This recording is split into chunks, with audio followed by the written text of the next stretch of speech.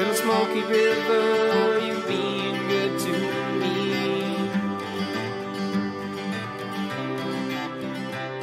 From every fallen timber, be a strong standing tree. Hey, how's it going, everybody? It's Dusty Tucker.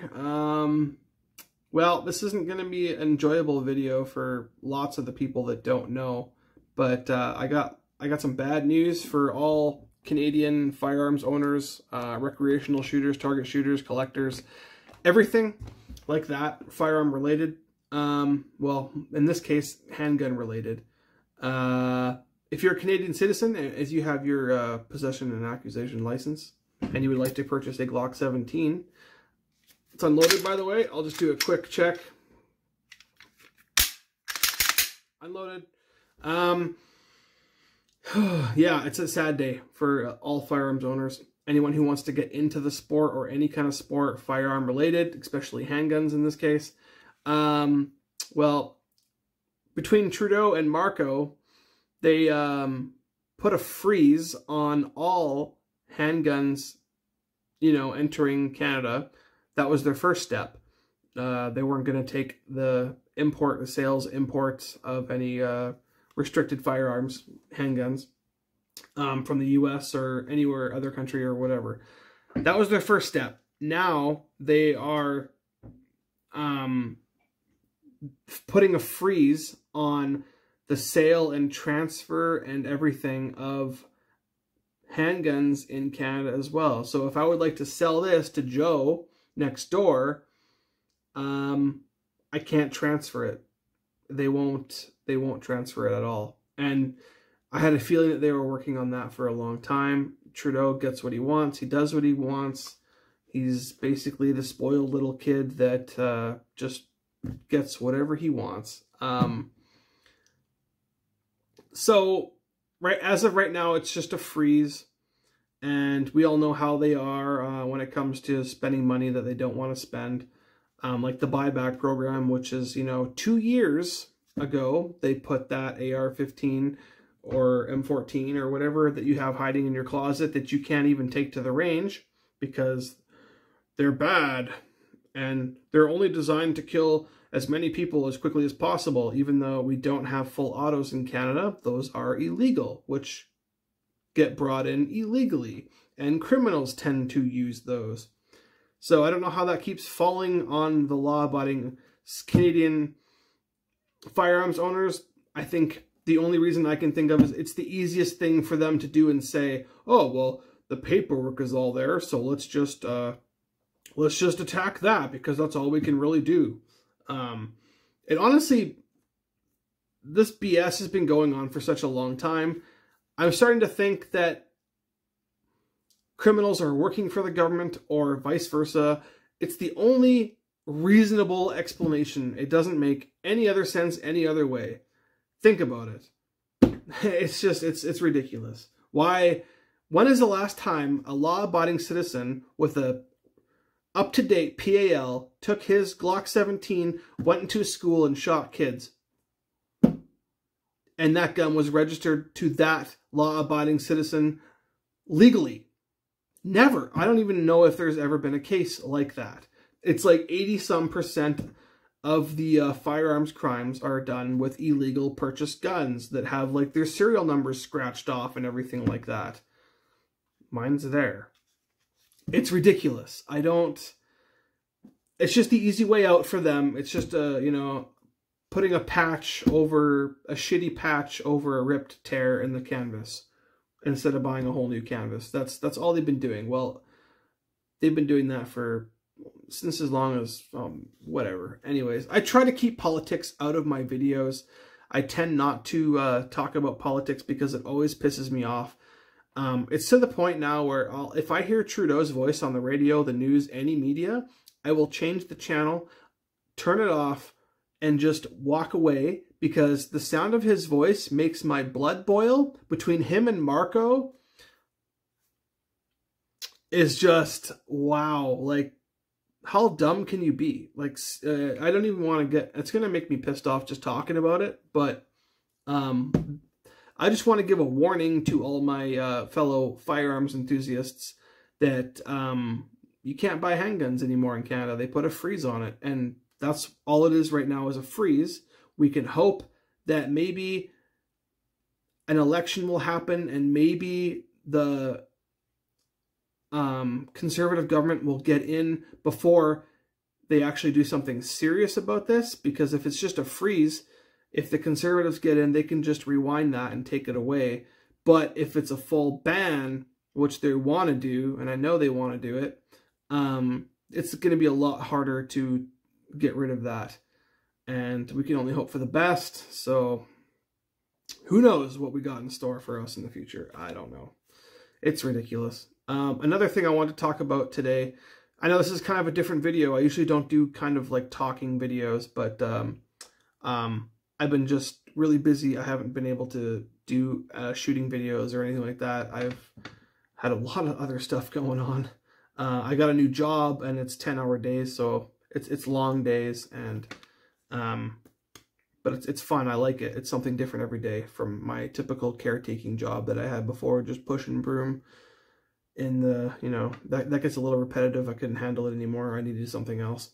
So I haven't been able to do a video in quite some time. I apologize for that. Another thing I want to talk about, I'll put this down. That goes for revolvers too. Sorry, I'll rewind just a little bit. Any type of, and this one is unloaded as well.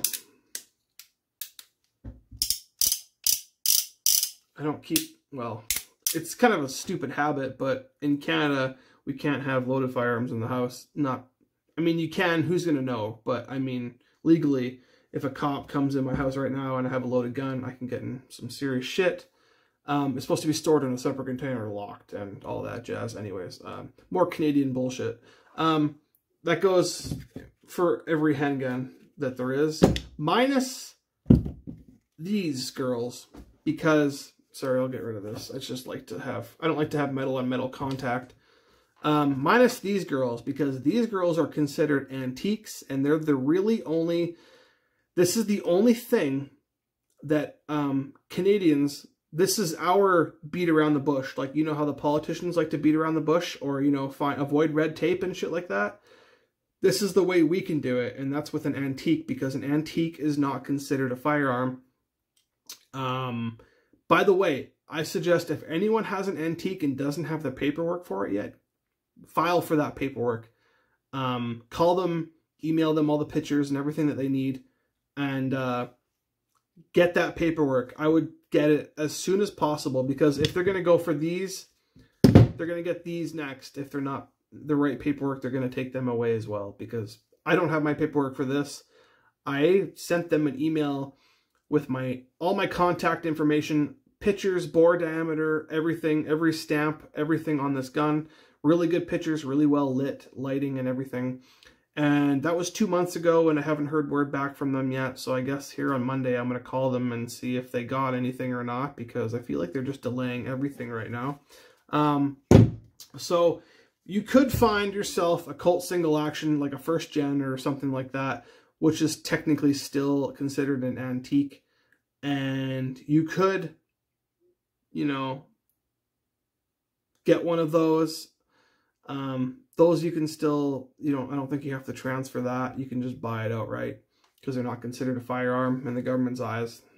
So yeah, if you have to, you know, I feel like this is all we're going to be left with is antique pistols. And they're eventually going to go after the semi-automatic rifles. I think the indigenous people are going to be exempt from that, because they want to avoid that red tape, because that will have some serious uproar if they, you know, that's one of their most used hunting rifles for the indigenous people is the Lee Enfield and the SKS. So hopefully they just, you know, let everyone still use those guns, but I doubt it. They're going to take them away from the white man. Anyway, so yeah, another thing I want to talk about is reloading components. There's a lot of assholes out there, and I will use that term, like, I will use that term. You are an asshole if you are doing what I'm about to explain. I have no respect for you. go to hell, kind of. You are literally a part of the problem. If you are buying components like W209 shotgun shell or shotgun primers, if you're buying, oh, I see these at a store, they're only like $3 a pack. I'm gonna buy the whole store out, and then I'm gonna take them to home, and I'm gonna post them for $20 a sleeve. I don't want to curse on my YouTube channel, but F you, F everything you stand for, you are a piece of shit. If you do that kind of stuff, you are attacking. If you're a firearms owner yourself and you do that to other firearms owners and loaders, and we're all supposed to be family, we're all supposed to get along. There should be no diversity between firearms owners and each other. We should all be getting along. We should all raise our flags together, raise our colors, true, and we all need to be on the same side. So blowing out components that you find for cheap, just so you know you can make a couple bucks, screw you, first of all. Why would you do that to your fellow loaders and shooters and sports shooters and everything like that? And there's been a few people that I was usually humble about telling people where, oh, I found a really good deal here. This is a really good deal. Like, they're normally this much, and he's only asking this much, and he's asking a relatively a good price like this, like a pound of a tight group for $43.99. I just bought this a couple of days ago, and I'm not telling anybody where I got it now, because there's a couple of guys that ruined that for everybody. So now I have a huge trust issue with people. Really close friends and family, yes, I will tell them where I purchased stuff for a good price, because I know that they're not going to be a douchebag and turn around and sell it for double or triple because they know they can. Those types of people, you're literally a part of the inflation problem. I hope you know that. If companies see online people selling stuff for twice as much as they sell it for, if you keep doing that, and they know, they're just going to raise their prices too. They're going to raise it to match. Well, if this guy's selling it for 50 bucks, I can make an extra 50 bucks. I'm going to post mine for more. You literally are a part of the problem. You guys, you got to stop doing that. You are pissing me off and pissing a lot of other people off. Screw you and go to hell. And if you don't like this, if you don't like me saying shit like this, go make your own YouTube videos and make your own YouTube channel and say what you want to say on there. Leave me the hell alone. I don't want to see any stupid comments in here. I'll just delete them. Piss off. This is my freedom of speech, and this is what I have to say. If you don't like it, then bugger off, because this is like, nothing pisses me off more than people that take advantage of shit, and good people, good, humble people, just to make a couple extra dollars. Like, piss off. Anyways, I'm done my little ranting. I bought this from a local-ish area. This is a 4-pound container of tight group. This is enough powder to last me as long as the sport shooting still carries on and is not shut down and that sort of thing, like, or target shooting or whatever. This is enough to last me probably a year or two or even more. A little bit goes a long way with this stuff, and that's why I like it so much, because you get more bang for your buck, quite literally. I see things like this sell for $300 or more, and I figured out that I won't be able to afford that anytime soon. I found it for $170 at a local store, and I'm not going to say where it is because, well, thank God they don't ship it, because if they did, somebody would have found it and bought it all, turned around and sold it like the douchebag scumbags that they are. 170 bucks, fair deal, decent price, especially for people that don't make, they're not lawyers or, I'm a caretaker. I can't afford the cream of the crop, but I'm excited about this purchase, and it'll last me a long time. And I'm just really happy that I was able to get it for an actual reasonable price, not some super outlandish, ridiculous price that lots of people are asking. And like I said, you are literally a part of the problem. The reason that inflation in components exists is because of you. There is some inflation, but it's natural inflation because shipping companies don't really want to ship powder because it's dangerous and blah, blah, blah. The whole woke society bullshit. They are charging more for like stuff like black powder to get shipped. Unless you buy it in a ridiculous amount, they'll be like, okay, well, it's a good whatever. We'll give it to you for a deal. And that's when usually the price comes down a little bit. This is just an example.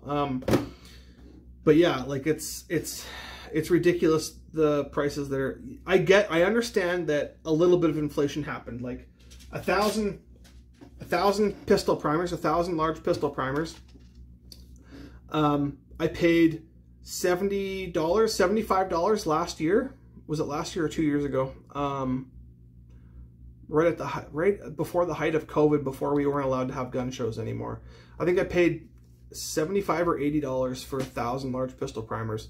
I understand that they're, you know, like I said, shipping companies and a little blah, blah, blah, blah, whatever, and low staffing and everything like that because of COVID and all that shit. I can understand the increase of about $20 or so, and that's what they were. These were $100 flat, and that's what I bought them for. That I understand, that I get. Or this other stuff here that I never really heard of until a couple of weeks ago. Was it Cam Pro? These suckers here. These were $110. That I get. Yeah, that makes sense. Okay, I get it. And a little bit of inflation, that's not, you know, outlandish or anything like that. But when you get people that are starting to sell a box of large pistol primers for $200 or more, go screw yourself, because that is absolutely ridiculous. I don't, you know, I don't know. If you sell all your stock and then you want to start reloading, oh, I shouldn't have sold it all. Oh no, why is it so expensive to buy back? I have no sympathy for you. You're literally a part of the problem. You are what started it, so go screw off. Anyway, just stuff like that. Loading components in general. Everything from gas checks, primers, large pistol primers, or sorry, large rifle primers are probably the most expensive thing right now. You see them go on auctions for $1,000, like $200-300, and it's insane. It's absolutely insane. They are a little bit harder to get because of the whales. I'm going to call them whales because when they see something, they're like, oh, a whole 4 cases of large pistol primers. I'm going to buy them all. That's why I call them a whale, because they just engulf everything that they see, because it's all mine. Nobody else is going to be able to get this. No. Again, you are a part of the problem too, and screw you. Gas checks. There is a website you can buy these from. They might not be Hornady. I think they're in-house made. I'm not going to say what it is because it's a really good price, and the shipping it's in Canada. I think they're made in Canada. It's a little factory. They're probably, I should have just, I didn't know. Somebody messaged me on Gunpost saying, oh, check out this place. And I was like, oh, wow, that's really affordable. Like, I can actually afford that stuff and whatever. I paid $60 for 1,035 caliber gas checks from a guy. And I thought that was, it's like, I knew it was a little bit inflated, but I was like, I was giving him sort of the benefit of the doubt. Maybe he didn't know, and I didn't know, because I had trouble finding them, how much they were going for. So I was like, yeah, $60 will work.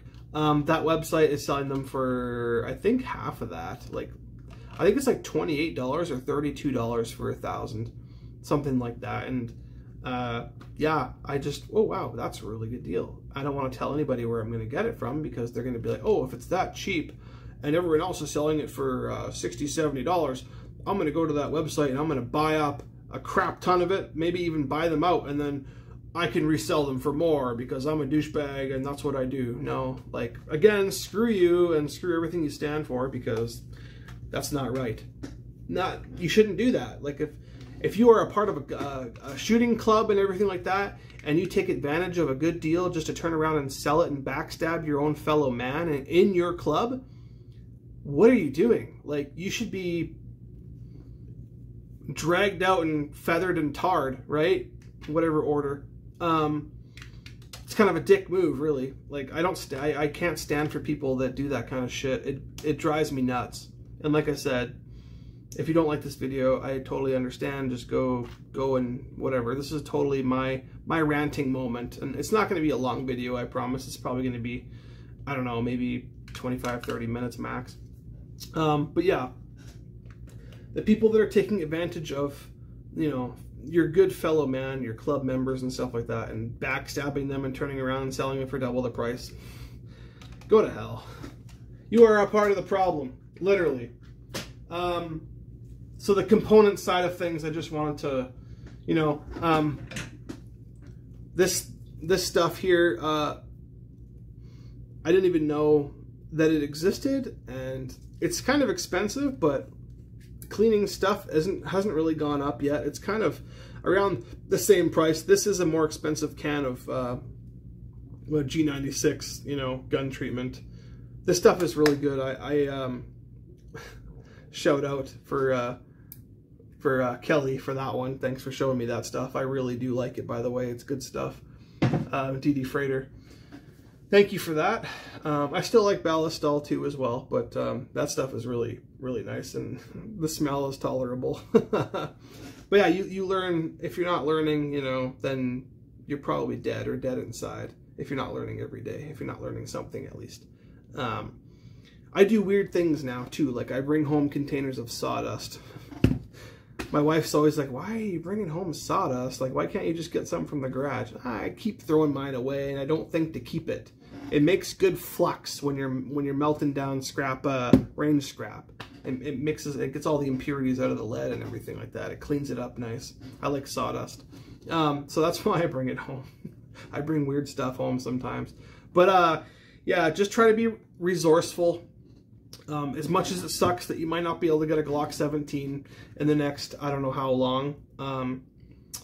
Maybe, you know, Marco and Trudeau will, I can't say it.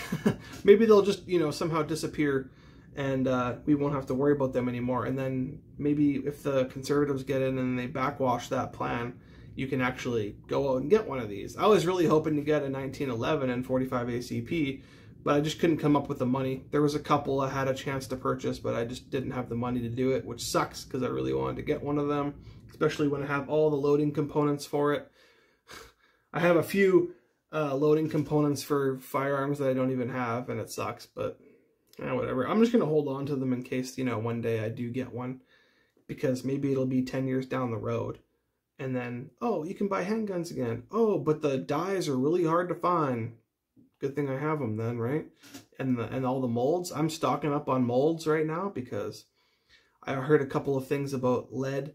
They don't want lead for hunting and stuff like that. That's why all these like Hornady X-tip stuff like that. And they do a lot of damage to the deer for one. Like quite a bit of damage. I don't like those X-tip, those polymer-tipped hollow point bullets. Why are you hunting with that? What's wrong with minuscule amounts of... Yeah, sure, I get it, that there's technology out there that can... 1/100,000th of microscopic whatever spectrum, that there's lead in our blood, and we've had lead pipes and stuff for the longest time. Like, get out of here. Anyway... But yeah, I heard that they're going to try to slowly crack down on lead projectiles and stuff like that. So that's why I'm hoarding lead scrap from the range. I got probably almost 1,000 pounds of range scrap sitting in my garage. And molds for days. I'm trying to, every mold that I can think of that I would want to use or whatever for the guns that I own right now, or even future guns that I would like to get, rifles we're talking, getting the molds now. So in case they do something, well, you can't shoot lead bullets anymore. Yeah, screw you. I'm going to recycle my own stuff, and I'm still going to shoot it. But yeah, so I'm just a warning, just a heads up, if you'd like to purchase a restricted firearm,